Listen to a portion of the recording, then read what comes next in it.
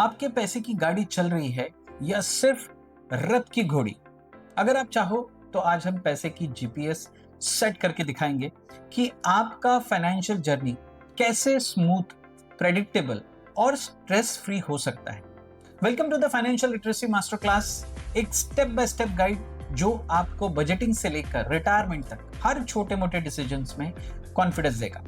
दोस्तों, मैं हूं आपका होस्ट और इस वीडियो में हम प्रैक्टिकल रियल लाइफ एग्जाम्पल के साथ चीजें समझाएंगे ताकि आप आज ही से पैसे को कंट्रोल करें, ना कि पैसा आपको कंट्रोल करे। हेलो दोस्तों, आज हम एक कॉम्प्रिहेंसिव जर्नी पर है जहां हम budgeting, saving, investing, debt management, financial planning और फाइनेंशियल प्रोडक्ट्स की समझ को एक साथ लाएंगे। हर सेगमेंट्स में हम सिंपल लैंग्वेज में स्टेप बाय स्टेप अप्रोच के साथ एक्शनेबल स्टेप्स देंगे ताकि आप अपने गोल्स को स्लैम डंक कर सके, एक इमरजेंसी फंड से लेकर रिटायरमेंट तक। तो चलिए शुरू करते हैं मनी फ्लो की बेसिक अंडरस्टैंडिंग से और उसके बाद हम प्रैक्टिकल टेम्पलेट और एग्जांपल से इसको आपके लाइफ में इंप्लीमेंट करेंगे। तो सबसे पहला सेगमेंट हम देखते हैं मनी फ्लो और बजटिंग का फंडा। पिछली सोच को छोड़िए और समझिए मनी फ्लो को। सबसे पहले हमें अपनी इनकम समझनी होगी, सैलरी, बिजनेस इनकम या कोई भी पैसिव इनकम। फिर समझना है कि हमारा खर्चा कहाँ जा रहा है।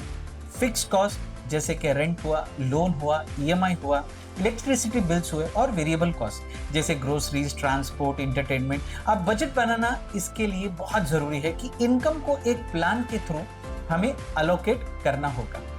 पहला स्टेप है अपने मंथली इनकम को क्लियरली लिखना। हर सोर्स को लिख लीजिए, सैलरी, साइड हसल, इन्वेस्टमेंट का भी कुछ स्टेडी कैश फ्लो।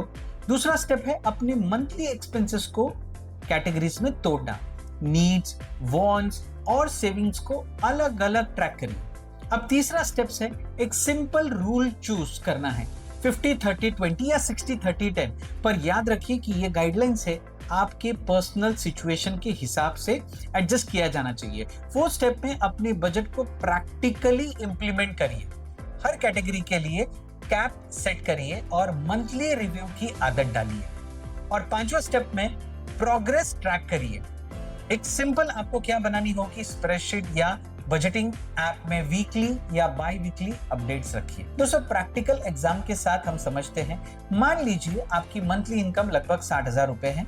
आपका फिक्स कॉस्ट यानी आपकी नीड्स में 25,000 दे रहा है, डिस्क्रिशनरी कॉस्ट, वांट्स में 15,000 और सेविंग ईएमआई मिला के 20,000। तो आपके ओवरऑल प्लान में रफली 1/3 बजट अलोकेट हो रही है सेविंग्स के लिए, 2/3 नीड्स एंड वांट्स के लिए। अब जब आप एक्सपेंसेस ट्रैकिंग करते हो तो देखोगे कि कहाँ कोई लीक हो रहा है। शायद आप वीकली ग्रोसरीज में ज्यादा खर्च कर रहे हो या एंटरटेनमेंट पर थोड़ा अधिक खर्च हो रहा है। तो इसी ट्रैकिंग से आप अपने नंबर्स को टाइट कर सकते हो। अब थोड़ा बजट ट्रैकिंग टूल्स की बात करते हैं। सिंपल स्प्रेडशीट या बजटिंग एप्स जैसे कि लोकल एप्स या गूगल शीट्स, टैम्पलेट्स हो गए, बहुत हेल्प करते हैं इसके लिए। आप वीकली या बाई वीकली चेक कर सकते हो। फिर मंथ एंड पर एक स्मॉल रिव्यू सेशन रखिए। तो ये हुआ सेगमेंट पर। अब हम आते हैं सेगमेंट 2, इमरजेंसी फंड और saving discipline. Emergency fund financial safety net होता है और टिपिकल टारगेट होता है। 3 से 6 month of essential living expenses आप निकाल सकते हो। पहले अपना एसेंशियल एक्सपेंसेस कैलकुलेट करिए। रेंट हुआ, ग्रोसरीज हो गई, यूटिलिटीज हो गए, मिनिमम डेट पेमेंट्स हो गए, बेसिक ट्रांसपोर्ट हो गए। उसके बाद डिसाइड कीजिए कि आपको 3 या 6 महीने तक की किटी चाहिए। इस फंड को लिक्विड रखना इंपॉर्टेंट है ताकि जब आप इमरजेंसी आए तो आप क्विकली एक्सेस कर सके। इसके लिए आप मंथली ऑटोमेटिक ट्रांसफर सेट कर सकते हैं किसी सेविंग अकाउंट या लिक्विड इंस्ट्रूमेंट में। लैडर अप्रोच का यूज करिए। अलग अलग टाइम होराइजन के लिए अलग अकाउंट या इंस्ट्रूमेंट, जैसे कि शॉर्ट टर्म इमरजेंसी फंड के लिए आपको एक हाई लिक्विडिटी ऑप्शंस रखना पड़ेगा। मिड टर्म गोल्स के लिए स्लाइटली हायर यील्ड ऑप्शन रखना पड़ेगा। दोस्तों, इमरजेंसी फंड का कैलकुलेशन मैं आपको देना चाहूंगा एग्जांपल के थ्रू। अगर आपका एसेंशियल मंथली एक्सपेंसेस 25,000 रुपया है तो 3 से 6 महीने का टारगेट जो है वो आपका 75,000 से 1.5 लाख रुपया होगा। स्टार्ट स्मॉल, हर महीना 5 से 10,000 सेव कीजिए और ऑटोमेटिक ट्रांसफर सेट करिए। इस फंड को आप एक बेसलाइन सेफ्टी नेट की तरह क्या कर सकते हैं, ट्रीट कर सकते हैं। सेगमेंट 3 पे आते हैं डेट मैनेजमेंट और स्मार्ट बोरोइंग। डेट मैनेजमेंट में पहले bad debt versus good debt समझना बहुत जरूरी है, जैसे कि हाई इंटरेस्ट कंज्यूमर डेट, जैसे क्रेडिट कार्ड बैलेंस हो गया, सबसे पहले टैकल करना चाहिए। गुड डेट जैसे एजुकेशन लोन या होम लोन सही नजर से मैनेज की जा सकती है, स्पेशली अगर लॉन्ग टर्म एसेट या स्किल आप कंट्रीब्यूट कर रहे हो तो। डेट पे ऑफ के लिए 2 पॉपुलर मेथड मैं आपको बताना चाहूंगा, अवलांचे और स्नोबॉल। अवलांचे में हाईएस्ट इंटरेस्ट रेट वाले डेट को पहले खत्म किया जाता है। स्नोबॉल में स्मॉलेस्ट बैलेंस वाले डेट को पहले पे ऑफ करके साइकोलॉजिकल मोमेंटम मिलता है। प्रैक्टिकल स्टेप्स, अपने सारे डेट्स की लिस्ट बनाओ, जो भी आपका आउटस्टैंडिंग बैलेंस है, इंटरेस्ट रेट है, मिनिमम पेमेंट है, फिर डिसाइड करो कि आपका प्रिफर्ड मेथड क्या है। मंथली टारगेट पेमेंट सेट करिए और अगर पॉसिबल हो तो एक्स्ट्रा पेमेंट डेट पर डायरेक्ट करिए। इस अप्रोच से इंटरेस्ट बर्डन आपका क्या होगा, बहुत ही कम होगा और पे ऑफ टाइम भी आपका बहुत छोटा हो जाएगा, शॉर्ट हो जाएगा। एग्जांपल, क्रेडिट कार्ड डेट अगर 40,000 है, 36% अप्रोक्सीमेटली पर्सनल लोन है 1.5 लाख एट 14% रेट से, सबसे पहले 36% वाले डेट पर एक्स्ट्रा पेमेंट के साथ फोकस करिए। मिनिमम पेमेंट दूसरे पर, जब पहला डेट क्लियर हो जाएगा तो उस अमाउंट को सेकेंड डेट की रीपेमेंट में लगाइए। इस तरह ओवरऑल स्ट्रेंथ क्या इंटरेस्ट जो है वो कम होगा। सेगमेंट 4 पे आते हैं बैंकिंग बेसिक्स और क्रेडिट हेल्थ। बैंकिंग बेसिक्स में सेविंग्स हुआ, करंट अकाउंट हो गए, डिजिटल पेमेंट जैसे कि यूपीआई या कार्ड्स हो गए और बेसिक फीस समझना इंक्लूडेड है। क्रेडिट हिस्ट्री या क्रेडिट स्कोर को समझना भी जरूरी है, क्योंकि आज के फाइनेंस लैंडस्केप में बहुत क्रेडिट प्रोडक्ट्स में क्रेडिट हिस्ट्री आपकी इंपॉर्टेंट होती है। क्रेडिट हेल्थ इंप्रूव करने के लिए टाइम पर हर बिल पे करिए। क्रेडिट यूटिलाइजेशन को रीजनेबल रखिए। क्रेडिट कार्ड लिमिट का अच्छा यूज करिए। अपना क्रेडिट रिपोर्ट हर साल चेक करिए और गलत इंटरेस्ट को डिस्प्यूट करिए। 5वें सेगमेंट पे आते हैं इंश्योरेंस और रिस्क मैनेजमेंट। इंश्योरेंस आपकी इनकम और असेट्स को प्रोटेक्ट करता है।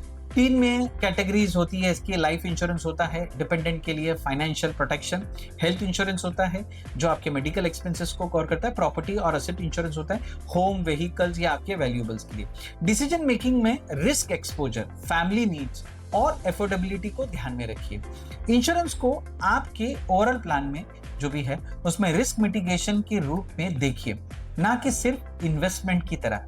कभी कभी क्या होता है दोस्तों, पता है, टर्म लाइफ इंश्योरेंस सबसे कॉस्ट इफेक्टिव होता है, आपको प्रोटेक्शन देता है। तो इवैल्यूएट कीजिए कि आपके डिपेंडेंट्स कितने हैं और आपकी फाइनेंशियल कमिटमेंट्स क्या है।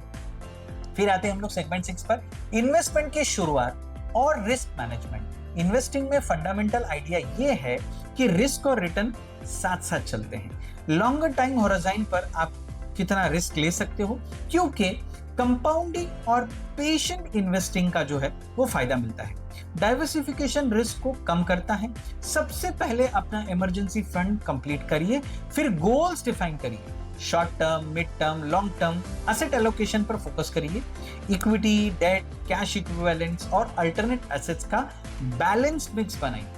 बिगिनर्स के लिए एक बहुत ही रेकमेंडेड अप्रोच है लो कॉस्ट इंडेक्स फंड्स या डाइवर्सिफाइड म्यूचुअल फंड में एसआईपी स्टार्ट करिए। एसआईपी की जो आदत होती है ना, वो जो बन जाता है, जो लॉन्ग टर्म ग्रोथ की तरफ आपको ले जाता है। फिर आते हैं इन्वेस्टमेंट व्हीकल्स के प्रैक्टिकल स्टार्टिंग पॉइंट्स में होता है mutual funds, ETFs, fix deposit, PPF, अगर एलिजिबल हो तो ईपीएफ, अगर एम्प्लॉयर के साथ हो तो, और ओकेजनली डायरेक्ट स्टॉक्स पर थोड़ा कॉशियस एक्सपोजर।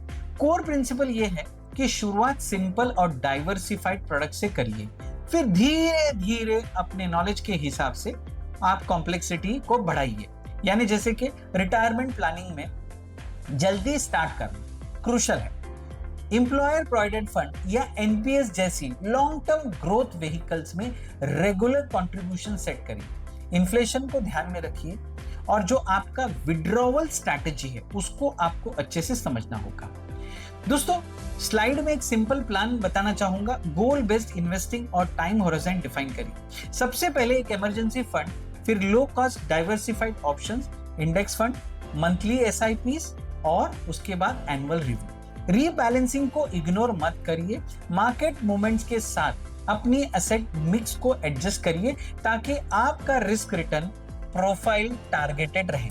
सेगमेंट 7 में आते हैं, फाइनेंशियल प्रोडक्ट्स की समझ और कंपैरिजन होना चाहिए। फाइनेंशियल प्रोडक्ट्स को समझने के लिए एक क्लियर फ्रेमवर्क रखिए। बैंकिंग प्रोडक्ट्स हुआ जैसे कि अकाउंट्स, लोन्स, क्रेडिट प्रोडक्ट हुआ जैसे कि cards, personal loan, home loan, insurance हुआ जैसे टर्म, हेल्थ, राइडर्स, इन्वेस्टमेंट हुआ mutual fund, ETFs, stocks, bonds और गवर्नमेंट की स्कीम्स हो गई। इवैल्यूएशन क्राइटेरिया देखिए, fees and charges, liquidity, risk, tax implication और आपके गोल्स के हिसाब से सूटेबिलिटी। जब आप किसी प्रोडक्ट को रीड करते हो तो purpose, cost, upfront, ongoing, exit, liquidity guarantees और रेगुलरिटी प्रोटेक्शन को चेक करिए। दोस्तों, कुछ टिप देना चाहूंगा प्रैक्टिकल। प्रोडक्ट के टर्म्स को सिंपल लैंग्वेज में समझने की कोशिश करिए। रियल लाइफ सिनेरियोज में दिक्कत आए तो समवन ट्रस्टेड के साथ में डिस्कस करिए और क्रेडिबल कैलकुलेटर्स का यूज करिए। 8वें सेगमेंट पे आते हैं, tax planning basics, conceptual country agnostic framing with local relevance. हर कंट्री में टैक्स रूल्स अलग अलग होते हैं, पर कोर आइडिया समझना बहुत ही इंपॉर्टेंट है। Tax efficient investing, deductions, credits और एग्जम्पशन, शॉर्ट टर्म और long term capital gains rates, eighty C like deduction, health insurance deduction और एटीडी टाइप क्रेडिट जैसे कॉन्सेप्ट के जनरल आइडिया को समझ लीजिए। टैक्स प्लानिंग में आपका गोल होता है कि आप अपने आफ्टर टैक्स रिटर्न को मैक्सिमाइज करें without taking unnecessary risk. Tax rule change होते रहते हैं तो करंट ईयर के ऑफिशियल गाइडलाइंस को हमेशा वेरीफाई किए। सेगमेंट 9 में आते पर्सनल फाइनेंशियल प्लानिंग प्रोसेस। एक स्ट्रॉन्ग फाइनेंशियल प्लान बनाने के लिए आपको एक step by step process follow करना पड़ेगा। पहले आपको अपने गोल्स को डिफाइन करने पड़ेंगे, short term, mid term, long term. फिर बजट बनाइए, इमरजेंसी फंड सेट करिए और अपने कर्जे को मैनेज कीजिए। उसका एक प्लान तैयार कर लीजिए। एसेट एलोकेशन डिसाइड करिए, फिर अप्रोप्रिएट इन्वेस्टमेंट सिलेक्ट करिए, इंश्योरेंस कवरेज को कंफर्म करिए और टैक्स स्ट्रैटेजी को प्लान करिए। इंप्लीमेंटेशन के लिए ऑटोमेशन सेट करिए, एसआईपीस, ऑटोमेटिक कंट्रीब्यूशन और रेगुलर जो मॉनिटरिंग प्लान है उसको करिए। मंथली बजट रिव्यूज कीजिए, क्वार्टरली इन्वेस्टमेंट रिव्यूज कीजिए। लास्ट में प्लान को लाइफ इवेंट के साथ एडजस्ट करिए। शादी, बच्चे, जॉब चेंज हुआ, रिटायरमेंट के टाइमलाइन में चेंजेस होते हैं तो उस हिसाब से आईपीएस यानी इन्वेस्टमेंट पॉलिसी स्टेटमेंट और टैक्स प्लानिंग को आपको क्या करना है, रिवाइज करना है। आते हैं सेगमेंट नंबर 10 पे, टूल्स, रिसोर्सेस, टेम्पलेट्स और 30 डे स्टार्टर प्लान बनाइए। जैसे कि बजट के टेम्पलेट्स होते हैं, इन्वेस्टमेंट के ट्रैकर्स होते हैं, रिटायरमेंट के कैलकुलेटर्स होते हैं और टर्म ग्लोसरीज जैसे टूल्स आपकी डेली प्रैक्टिसेस में बहुत मददगार साबित हो सकते हैं। 30 डे स्टार्टर प्लान में हर दिन छोटा एक्शन स्टेप रखिए। पहले गोल सेट करिए, फिर आप अपने एक्सपेंसेस को ट्रैक कीजिए, इमरजेंसी फंड प्लान बनाइए और मंथली इन्वेस्टमेंट अकाउंट्स खोल के कंट्रीब्यूशन सेट करिए। एक simple beginner friendly resources list से शुरू कीजिए। फ्री ऑनलाइन कैलकुलेटर्स आपको मिल जाएंगे, रेपुटेबल फाइनेंस लिटरेसी साइट्स है और ट्रस्टेड जो एजुकेशनल चैनल्स है वहां पे आपको क्या होगा, ये सारी चीजें पता चलेगी। मैं आपको इनकरेज करूंगा कि इस जर्नी में आप सिर्फ थियरी ना पढ़े, अपनी एक्चुअल लाइफ सिचुएशन के हिसाब से इंप्लीमेंट करें। एक छोटा सा एक्सरसाइज में आप आज से अपना मंथली बजट को विजुअलाइज करेंगे। अपने इमरजेंसी फंड के लिए आपको एक रियलिस्टिक टारगेट सेट करेंगे और एक बेसिक इन्वेस्टमेंट प्लान के लिए पहला एसआईपी स्टार्ट करेंगे। आपके पास जो भी क्वेश्चंस है दोस्तों, वो कमेंट सेक्शन में आप मुझसे लिखिए, मैं उनका डायरेक्ट रिस्पॉन्स दूंगा या आपके लिए पर्सनलाइज फॉलोअप रिसोर्सेस बना के दे दूंगा। दोस्तों, तो जो मैंने आज ये बताया, ये था हमारा comprehensive step by step journey through budgeting, saving, investing, debt management, financial planning और फाइनेंशियल प्रोडक्ट्स की समझ। आपने जो भी टेक अवेज लिया है दोस्तों, उन्हें आज ही इंप्लीमेंट करना शुरू करिए। एक छोटा बजटिंग चेंज, एक इमरजेंसी फंड टारगेट और अपने पहले एसआईपी किया प्लान शुरू कीजिए। अगर आप चाहे तो मैं आपके लिए एक पर्सनलाइज्ड स्टार्टर किट बना सकता हूं। दोस्तों, टेम्पलेट्स हुए, बजट्स हुए, गोल ट्रैकर हो गए और बिगिनर फ्रेंडली इन्वेस्टमेंट प्लान के साथ हुए, जैसे कि आप करते हो।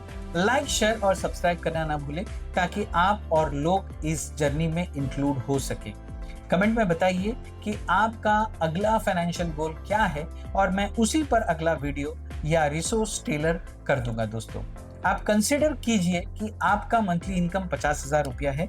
आप पहले 3-6 मंथ का जो एसेंशियल एक्सपेंसेस कवर करने के लिए आप इमरजेंसी फंड बिल्ड करना चाहते हैं, तो शुरुआत में आप 5,000 रुपये हर महीने ऑटोमेटिक ट्रांसफर सेट कर दीजिए, ताकि 6 से 12 महीने में आपका फंड जमा हो जाएगा, एक्यूमुलेट हो जाएगा। फिर डेट मैनेजमेंट पर ध्यान दीजिएगा। अगर आपके पास हाई इंटरेस्ट डेट है तो आपको उसको क्या करना पड़ेगा, अवलांचे अप्रोच अडॉप्ट करिए। उसके बाद अपनी इन्वेस्टमेंट जर्नी शुरू करिए। सबसे पहला लो कॉस्ट डाइवर्सिफाइड फंड्स में एसआईपी सेट करिए, ताकि लॉन्ग टर्म में आपको ग्रोथ पोटेंशियल मिल सके। इस सिंपल सीक्वेंस से आप सिस्टमैटिकली अपनी फाइनेंशियल हेल्थ को क्या कर सकते हो, स्ट्रांग बना सकते हैं। तो दोस्तों, मेरा नाम इरफान कौचाली है। मैं बिजनेस कोच हूँ, ग्रोथ हैकर हूँ, sales and international motivational speaker और आप लोग का दोस्त। मेरा काम हो गया, अब आपकी बारी है। जल्दी जल्दी इसे अपने दोस्तों के साथ में शेयर कीजिए, प्यार प्यारे से कमेंट कीजिए। अगर मेरे चैनल पे नए तो प्लीज मेरे चैनल को सब्सक्राइब कीजिए। हमेशा हंसते रहिए, मुस्कुराते रहिए। इरफान कौचाली के साथ में दुआओं की दरख्वास्त। Thank you so much.